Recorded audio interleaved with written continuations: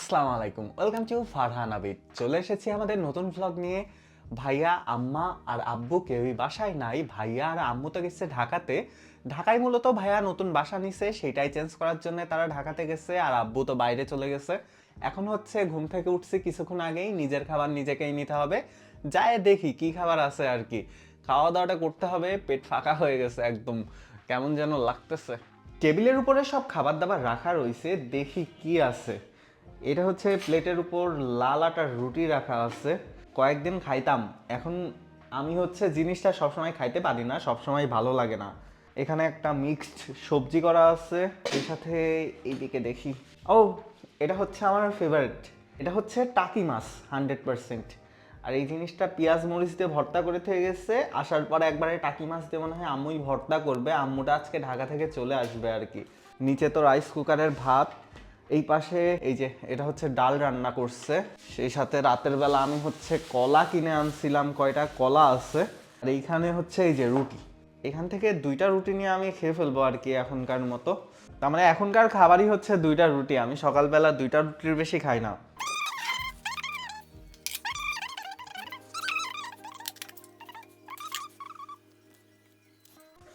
Mixed যেই সবজিটা আছে সেটাই একটাই সমস্যা, এর মধ্যে হচ্ছে সিম দিচ্ছে। তাছাড়া সব কিছুই ভালো লাগে আমার। আমার সিম জিনিসটা ভালো লাগে না কোনো টাইম।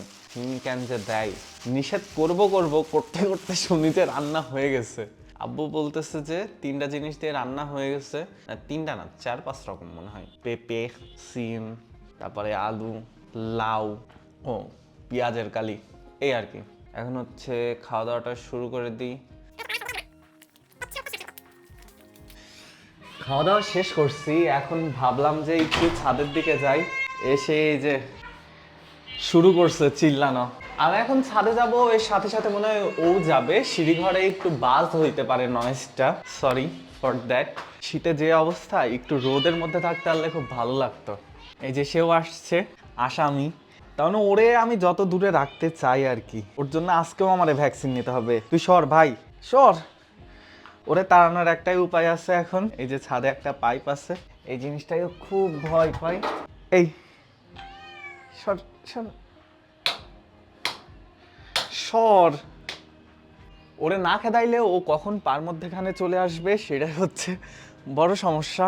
ও শিট, প্রচুর বাতাস হচ্ছে, শৈত্যপ্রবাহ একদম। কিসের রোদ? কোনো রোদ নাই। বলতে গেলে ছাদে আরো ঠান্ডা। কি করবো এখন, কিছু তো বুঝতেছি না। আর ও জ্বালাইতেছে। মেন সমস্যা হইল খাবার নাই কোনো। তার মানে মাংস আছে ফ্রিজে, কোনখানে আমি খুঁজতে গেছিলাম, খুঁজে পাই নাই। আর আমি ওরে কিভাবে খাবার দিব? অনেক সময় ছাদে ছিলাম, প্রকৃতিটা উপভোগ করতেছিলাম। এখন হচ্ছে নিচে যাব। ঠান্ডা পড়ছে প্রচুর, আর ছাদে থাকতেও ভালো লাগতেছে না। শীত উপভোগ করা এখন তো তাও একটু টেম্পারেচারটা কম, রাতের বেলা অনেকখানি নেমে যাচ্ছে। কালকে তো একদম ভোরের দিকে 11 ডিগ্রি মতো হয়ে গেছিল, কাঁপুনি ধরে যায়। এই টাইমটুকুই যতটা আর কি আলো টালো হাওয়া বাতাস লাগানো যায় আর কি। এই যে ও এখনো বসে রয়েছে, আমি ওকে দাবত দিয়েছি বলে ভয় পাচ্ছে। আসলে ওর খাবার নাই, ওরে আমি খাবার দিবটা কোথা থেকে? জ্বালাইতেছে সে কখন এতে। এই যে মুরগি গরম হয়ে যাচ্ছে, আম্মাও চলে আসছে। আম্মাই এখন খাওয়াই দেবো আমাকে। কি জানো, সবাইকে ওয়েলকাম টু ফারহান আবিদ। আজকের ব্লগ স্টার্ট করলাম আমি। আরে এই যে আমার দেখা যাচ্ছে, ভালো লাগছে না, ঠিক করে নাও। Welcome to Farhan Abid. আজকের ব্লগ স্টার্ট করেছি আমি। এই যে আবিদ ভাই, সে ঠান্ডায় পাগল হয়ে গেছে। গত 3 দিন ধরে সে বলে সূর্যের দেখা পায় না। ঘুমাইছেন কখন? ঘুমাইছি 3টার দিকে। আসলে এরকম ঘুমায় লাভ নাই, ঘুমাতে হবে আমার মতো। রাত্রেবেলা ঘুমাইছি 12টার সময়, সকালবেলা উঠেছি 1টার সময়।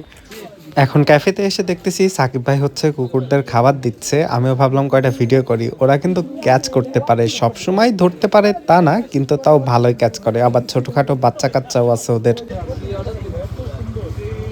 ক্যাফেতে তো এখন শীতবস্ত্র দেওয়ার একটা ব্যবস্থা করা হয়েছে। সিয়াম দেখতেছি এইদিকে চিকেন ফ্রাই খাচ্ছে, আমাকেও খাইতে বললো, কিন্তু আমার এই যে বাইরের খাবার ইদানিং খাইতে একটু ভালো লাগতেছে না।